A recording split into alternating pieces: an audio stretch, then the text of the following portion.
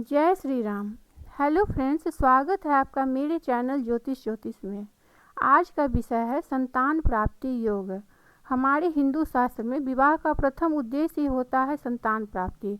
जिन्हें संतान की प्राप्ति नहीं होती है उन्हें मुक्ति नहीं होती, ऐसा हमारे शास्त्रों में कहा गया है। तो आइए जानते हैं पुत्र या संतान प्राप्ति के लिए हमारे ज्योतिष शास्त्र में बहुत सारे सूत्र हैं। तो कुछ सूत्रों का हम यहाँ विश्लेषण करते हैं। तो यहाँ पर मैंने प्रथम सूत्र के बारे में, जैसे आप ये कुंडली देख रहे हैं, 1 नंबर की कुंडली है और जो पंचम स्थान जो जहाँ पर 5 नंबर लिखा हुआ है इसे ही पुत्र भाव या संतान भाव कहते हैं। तो अगर यहाँ पर पंचम भाव या पंचमाधिपति, जैसे यहाँ 5 नंबर लिखा हुआ तो पंचमाधिपति यहाँ पर सूर्य हुआ, अथवा बृहस्पति शुभ ग्रह द्वारा दृष्ट हो, अथवा युक्त रहने से यानी साथ में रहने से पुत्र प्राप्ति होती है। जैसे यहाँ पर मैंने जो कुंडली आपको स्क्रीन पर दिख रही है, इसमें 5 नंबर जो पुत्र भाव है उसमें शुक्र है, मंगल है, चंद्र है और बुध है। ये सभी शुभ ग्रह है। अगर ये 5 नंबर में हो या 11 नंबर में हो तो संतान प्राप्ति के योग होते हैं। दूसरा सूत्र ये कहता है कि लग्नाधिपति, जो लग्न का अधिपति है, वो पंचम भाव में हो और बृहस्पति बलवान हो तो निश्चय ही पुत्र या संतान प्राप्ति के योग होते हैं।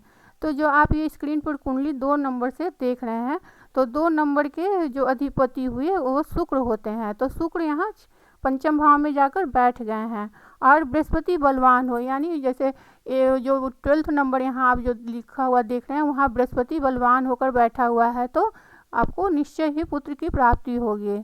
अगर 4 नंबर में भी बृहस्पति उच्च के हो जाते हैं, अगर वहाँ भी जाकर बैठ गए हो तो आपको निश्चय ही पुत्र की प्राप्ति होती है।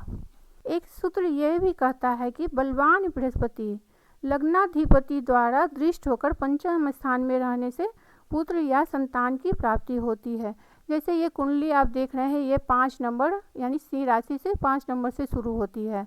तो यहाँ पर जो पंचम भाव है 9 नंबर जहाँ पर लिखा हुआ है वहाँ पर आप बृहस्पति को लिखा हुआ देख रहे हैं और 3 नंबर में सूर्य है, यानी लग्नाधिपति यानी पंचम भाव का जो अधिपति हुआ सूर्य है जाकर 11वें भाव में जाकर बैठ गया है और वहाँ से अपनी सप्तम दृष्टि पंचम भाव पर डाल रहा है। और 9 नंबर में जो गुरु अपने ही घर में है तो ये बलवान हो गए।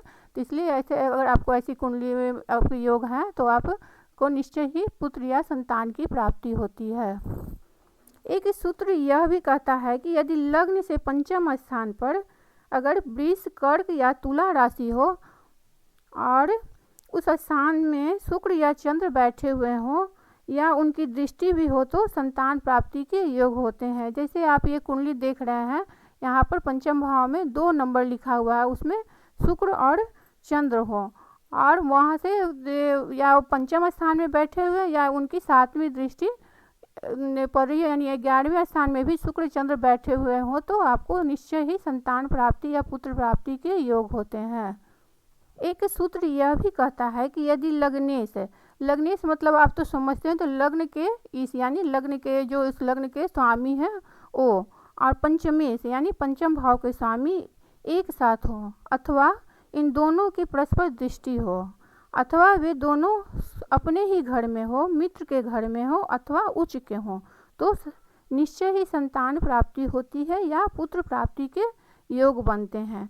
तो यहाँ पर जो लग्नेश है यानी 8 नंबर जो लिखा हुआ है उसके स्वामी मंगल हुए, मंगल और बृहस्पति यानी पंचमेश यहाँ पर 12 नंबर लिखा हुआ है उसके स्वामी बृहस्पति होते हैं। तो बृहस्पति और मंगल एक साथ हो अथवा इनकी परस्पर दृष्टि हो, या 11वें नंबर में जाकर बैठ के बृहस्पति को तो 3 दृष्टि प्राप्त है और मंगल को भी 3 दृष्टि प्राप्त है।